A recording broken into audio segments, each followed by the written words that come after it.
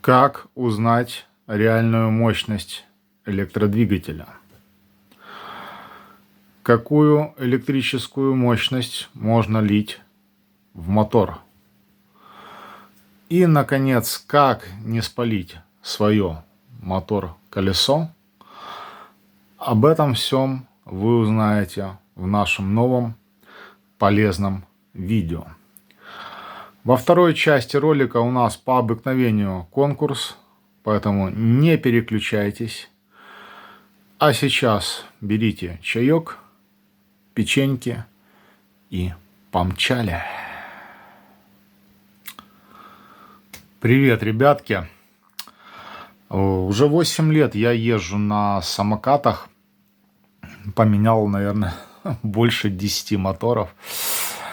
И каждый день вы продолжаете меня удивлять тем, что, не все, конечно, да, но новички в основном, они слабо представляют, что такое реальная мощность электродвигателя.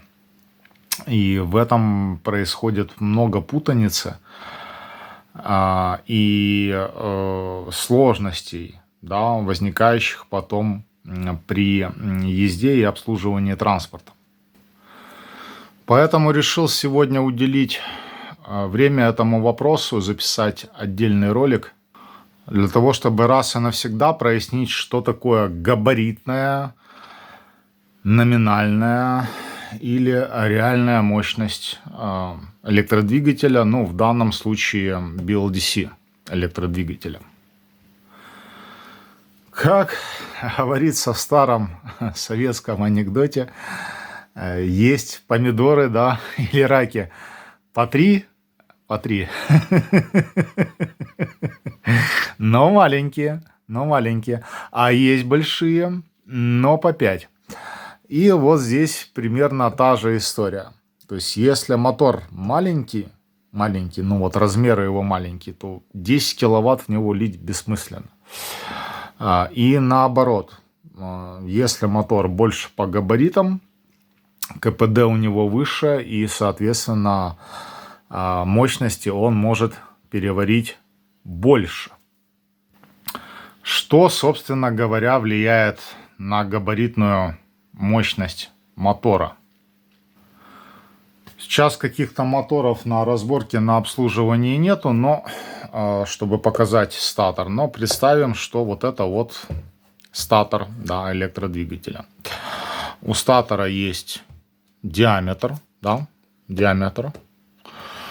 и есть высота статора. Многие ее называют шириной, но это неправильно. Высота статора и, соответственно, длина магнитов, которая чаще всего ему соответствует. Вот это наши физические параметры мотора, от которых мы будем отталкиваться дальше и обсуждать, как их интерпретировать, анализировать, рассчитывать и что с этим всем делать. Значит, сейчас на экране вы видите очень простую и очень старую формулу расчета реальной мощности электродвигателя. В левой части уравнения у нас, собственно говоря, стоит мощность. Во второй части мы видим всего два параметра. Первый параметр – это диаметр статора. И второй параметр – это длина магнитов, которая чаще всего равна высоте статора. И для того, чтобы мы могли посчитать реальную мощность мотора, диаметр статора в сантиметрах мы возводим в квадрат и помножаем на длину магнитов. Если брать ближе к телу, возьмем, к примеру, мой текущий мотор. Значит, диаметр статора 11,5 сантиметров. Ширина магнитов, длина магнитов 6 сантиметров. 11,5 мы помножаем на 11,5 и помножаем на 6. В итоге у нас выходит номинальная мощность чуть меньше 800 Вт. Можете взять калькулятор в руки и проверить. Многие, будут смеяться, но по факту это так. То есть габаритная мощность такого небольшого моторчика – это 800 Вт. Реальную мощность мотора указывают очень немного производителей. Чаще всего это брендовые самокаты, потому что, ну, иначе их могут в жопу вдуть, как бы, да, за обман. Но вот на Xiaomi, на Ninebot'ах действительно реально указывают фактическую мощность мотора. 250 ватт, 300, 350, да, вот эти вот моторчики, да, то есть они соответствуют их реальным характеристикам, потому что если мы берем мотор с того же Xiaomi, да, ну, допустим, у него там точно не скажу, да, потому что Xiaomi у меня не было, ну, плюс-минус диаметр статора 9 сантиметров, 9 в квадрате это 81, и ширина магнитов 3 сантиметра. 81 мы перемножаем на 3, получаем 243 ватта. Ну, на моторе написано 250, то есть это плюс-минус объективные адекватные цифры. 250 ватт. Все остальные производители не указывают реальную мощность, они указывают максимальную мощность, которую может переварить двигатель, а может не переварить и просто отрыгнет у вас, и у него сгорят обмотки. Едем дальше. Какую электрическую мощность можно лить в мотор? Ну, сразу скажу, что это зависит от многих факторов. Если мы говорим про магниты, установленные в моторах, даже с учетом того, что они недорогие, у них достаточно неплохой запас по мощности. То есть они могут обеспечить, да, вот от тех нарисованных цифр, да, которые дает производитель на моторе, они могут обеспечить прирост еще в 2 раза. Основная проблема в том, чтобы не перегреть обмотки, соответственно, не перегреть магниты и своевременно отвести с мотора тепло. Поэтому дальше мы движемся к обмоткам и анализируем, да, что это за обмотки, да, и что с ними можно сделать. Значит, что это за обмотки? Значит, в стоковых моторах чаще всего это говнообмотка. Ну, мягко говоря, говно. Вот посмотрите, да, здесь на экране 27 полюсов, да, на статоре. Вот этот полюс где-то в жопе висит, непонятно как, относительно остальных. Вот этот полюс где-то в жопе висит, непонятно как, относительно всех остальных. Это первое. Второе. Обмотка мотается скоростным методом. Длина ее большая, потому что витки идут наискосок, да, а не перпендикулярно зубам. И, соответственно, с увеличением длины провода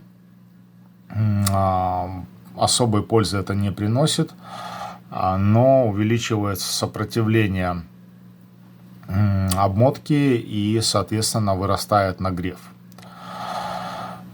Вишенка на торте еще заключается в том, что этот провод это какое-то китайское говно конченое.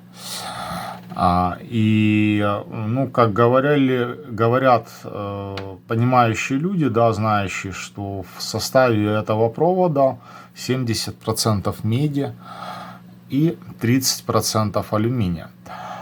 Сопротивление меди 17, по-моему, миллиом, да, на метр, алюминия 28. Ну, выводы дальше вы можете сделать уже сами.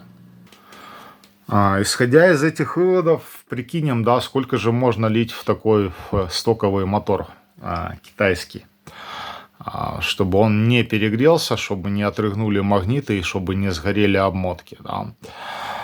Если мы берем мотор в стоке, не обслуженный, с ним нифига не делалось, то я думаю, что это оптимальная цифра где-то x3 мультипликатор. То есть, если вот у меня, допустим, мотор 800 Вт, то в него можно смело лить где-то 2400, 2500. Ничего ему не будет.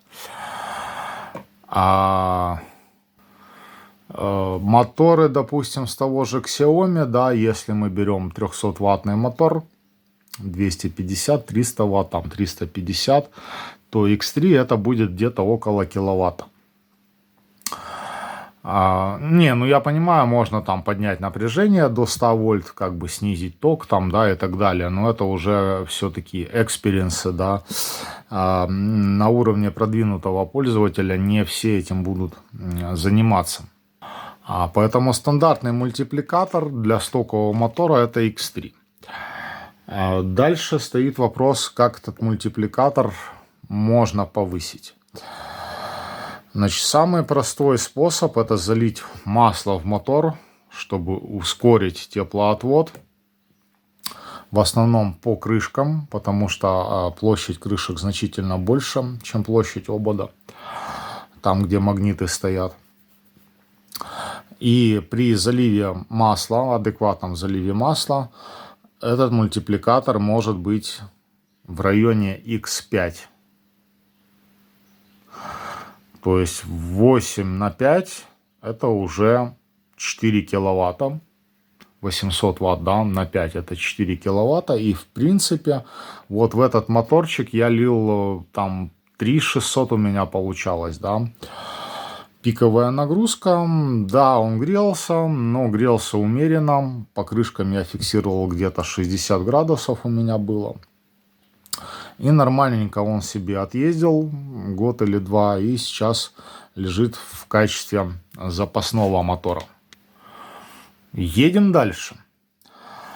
Если мы готовы заморочиться, сделать действительно супер мотор, топовый мотор, мы берем всю эту китайскую обмотку, срезаем нафиг и мотаем нормальным проводом, во-первых, там где 100% меди в составе, а не 70%. Мотаем его грамотно, правильно и увеличиваем сечение витка, потому что чаще всего намотка 22 на 3 это 4, чуть больше, чем 4 квадрата. У меня сейчас в таком же моторе, аналогичном по размерам, виток 6 квадратов. То есть плюс почти 50% к сечению витка. И что нам это дает? Первое, увеличивается сечение витка, можно туда лить больше тока. Второе, при грамотной намотке сокращается длина провода, снижается его сопротивление, снижается нагрев мотора. Ну и третье, за счет качественного провода, опять же таки, снижается сопротивление и снижается нагрев мотора. И вот уже в такой мотор, ну вот сейчас я лью в пиках X6. То есть раньше лил где-то X5, сейчас лью еще больше. Но его температура, сука, ниже, чем у заводского мотора. Заводской мотор грелся до 60 градусов. Сейчас там при самых адских заездах после перемотки мотора это потолок 45. Хотя вливается больше. То есть, в принципе, с маслом и с нормальной обмоткой потенциал влива где-то X7 можно брать. Следить за температурой, может быть даже X8, но мне просто столько не надо. Мне X7 уже вот так вот с головой, у меня получается 5 киловатт мощности, самокат тупо летает. Значит, в чем заключается самая распространенная кидалова от продаванов, да, которые парят эти конченые моторы стоковые? Чаще всего стоковый мотор, да, в него можно лить X3 от реальной мощности. Они на шильдике пишут цифру X5. То есть вместо там 600 Вт для типового мотора, да, со статором 10,5 и магнитами 6. Ну, опять же таки, можете взять калькулятор в руки и пересчитать. Там, по-моему, 660 ватт получается.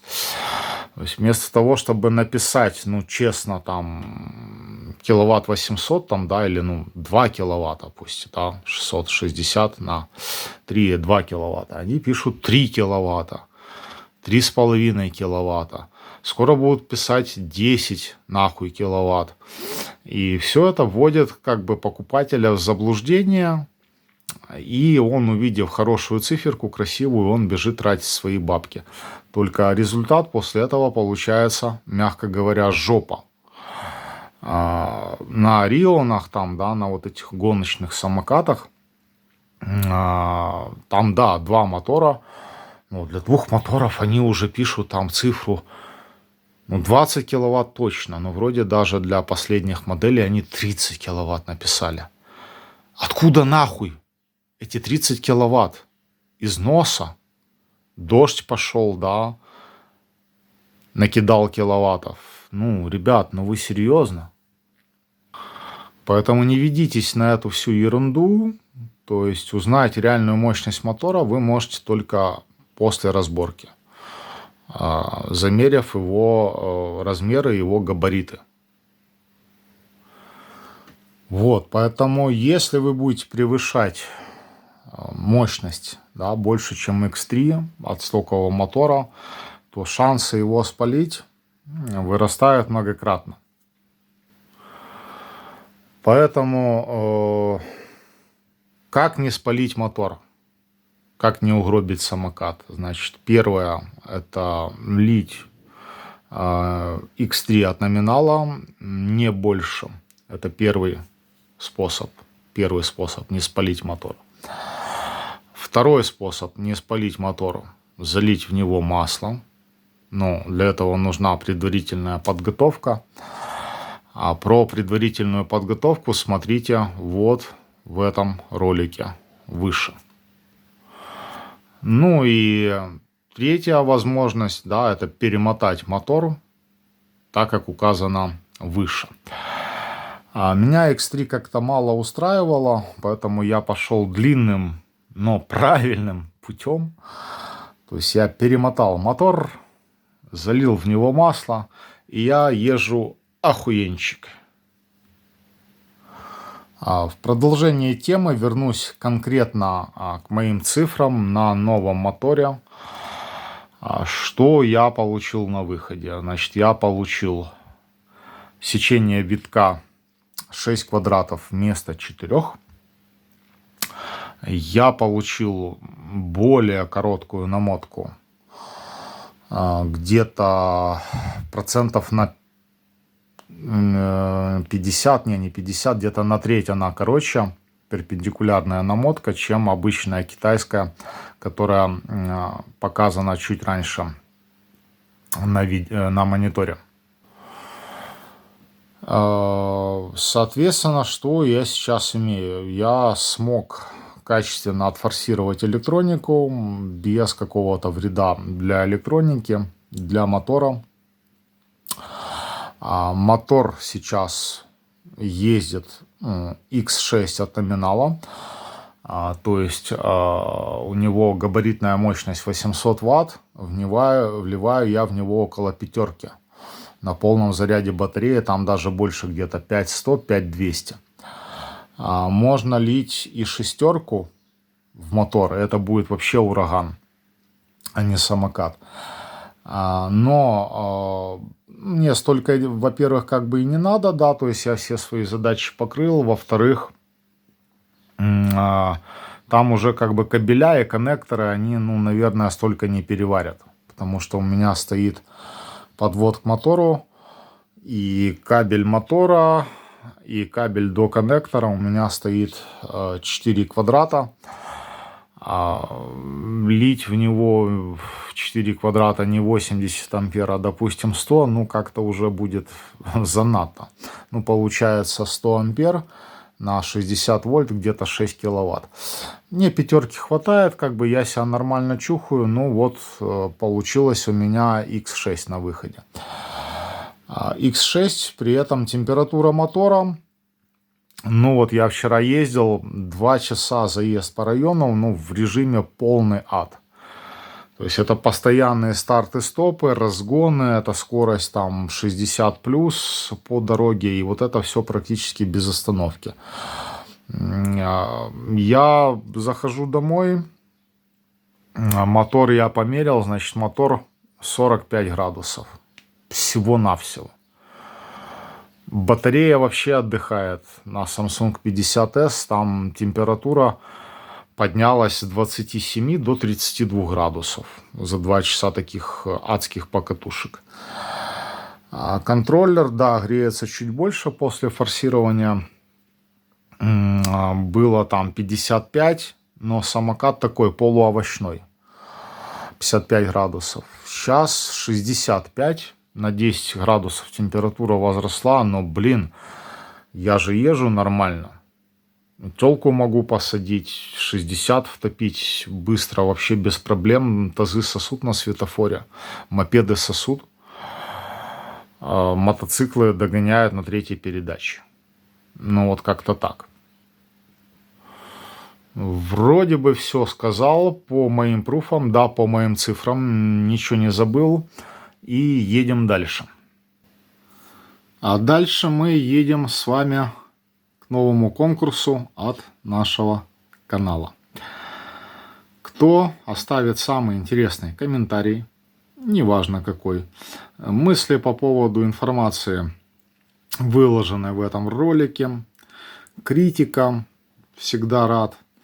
Ваш опыт форсирования моторов, ваши сгоревшие моторы, которые вы перематывали, да, и так далее. Неважно. Просто самый интересный комментарий, тот получает в подарок от канала вот эту вот чудесную кнопку для самоката. Поворотнички, свет, сигнал, ну, самое, скажем так, необходимое. Пишите комменты и получайте подарок от канала. Ну и раз мы заговорили про снижение тепловыделения, про качество намотки, то, соответственно, я вам показываю, какая намотка у меня сейчас в моторе. Сечение витка понятно. 6 квадратов против 4 там с копейками. Качество провода другое. Чистая медь. Намотка в основном практически перпендикулярная полюсу статора. То есть она дает максимально возможное магнитное поле. Ну и, соответственно, за счет качества провода, за счет длины провода уменьшенной, все это дело, вся эта история греется значительно меньше и дает намного больший КПД. А КПД двигателя это тоже очень важный фактор для езды. И так, чтобы на пальцах было понятно, как изменился КПД. Я не говорю, что это только за счет мотора, да, но в том году я ездил на старом моторе со старой батареей, и весил я тяжелее. А еще и контроллер был не обслуженный. То есть аж 4 фактора. Качество мотора, качество батареи, обслуживание контроллера и нагрузка. Значит, год назад эффективность езды составила где-то в районе 6 километров на вольт напряжения. Сейчас эта цифра приблизительно 9-10 километров на вольт. Вот за счет вот этих факторов. Да? И получается прирост КПД, не на ровном месте, да, но и не так, чтобы, какими-то суперсложными методами. Прирост КПД составил где-то 50-60% к тому, что был раньше. То есть, соответственно, на самокате меньшего веса я могу проехать уже намного дальше, либо намного быстрее. Ну, почему отказывать себе в этом удовольствии? И теперь в двух словах рассмотрим другой пример КПД и эффективность самоката. Сбрасывали ребятки в чат. Я не помню точно, что за самокат. По-моему, какой-то двухмоторник, но прокачанный. И вот что интересно, да, значит, по веску мы как бы фиксируем мощность 17 киловатт. Это электрическая мощность на 2 мотора. Для меня самый главный вопрос стоит в чем? А сколько ж как бы этой мощности в итоге доходит до механической на валу, да? Какой момент имеет двигатель и нахер вообще эти 17 киловатт надо? Начинаю я погружаться в этот вопрос. Да, видно по цифрам 17 киловатт. Анализирую данные с веска. Значит, у человека там максимальная скорость 103 километра в час.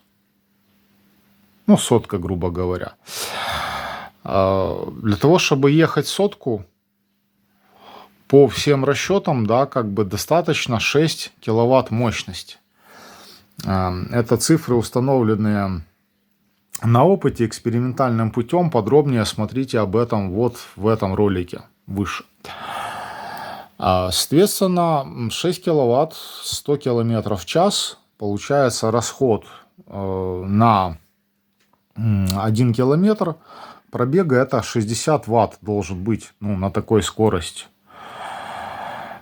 Причем человек, ну, он же не топил постоянно сотку. То есть это 103, это максималка, там средняя была километров 40. По факту. Но при этом у него веск приложения фиксирует цифры расхода 126 ватт на километр. Даже если мы эмпирически посчитаем, что вот он все время ехал сотку, 60 разделить на 126, это где-то процентов, сколько получается, 45. Ну, пусть 50, грубо говоря. И стандартный КПД электродвигателя, да, если он работает в нефорсированном режиме, это где-то примерно 85%. И вот эти 45-50 мы помножаем на 85, и мы получаем, что даже в идеальном случае КПД его системы, да, составило 40%. 40%. То есть из 17 киловатт до механической мощности на валу дошло сколько? 1700 на 2 это 3400, еще раз на 2 меньше 7 киловатт. Но это с учетом того, если бы он все время топил сотку. А по факту, так как он ехал меньше, то КПД там был процентов 30. И фактическая, да, мощность, да, которая дошла до дороги от электрической 17 киловатт, 1700 на 3, это где-то 5 киловатт на 2 мотора. То есть остальные 12, они все ушли в тепло. Какой от этого смысл? Да хуй его знает. Ну, нравится человеку видеть красивые цифры на экране. Ну, пусть сидит и дрочит на них. Я как бы такой херней никогда не страдал. Я считаю, что система всегда должна быть сбалансированной, оптимальной и работать без перегрузок, надежно, чтобы ты чувствовал себя уверенно. Ну, я думаю так. Возможно, я ошибаюсь. Поправьте меня в комментариях, если вы со мной не согласны. Ну что, ребятки, вроде бы все рассказал, все разжевал, в рот положил, ну прям до всяких мелочей по поводу реальной мощности электродвигателя. Если еще что-то непонятно, Пишите в комментариях, задавайте вопросы, делитесь вашим опытом работы с электродвигателями. Подписывайтесь на канал, впереди у нас много интересного. Ну а с вами сегодня был Андрюха. До новых встреч. Бай-бай.